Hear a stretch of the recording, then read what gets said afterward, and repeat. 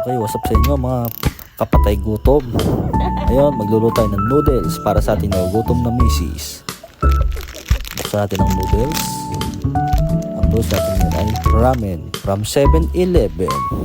Magpakulo ng tubig para isa natin ang noodles. Ang ito sa lumambot. Balik-baliktad natin at baka masunog ang ilalim. Ayun, nabaliktad na. Ilagay natin ngayon ang seasoning. Ang seasoning na pampahaba ng buhay. Mga 30,000 pesos lang. Pag sumobra, baka di na masarap. Halo-haluin hanggang sama-sama ang kanyang lasa.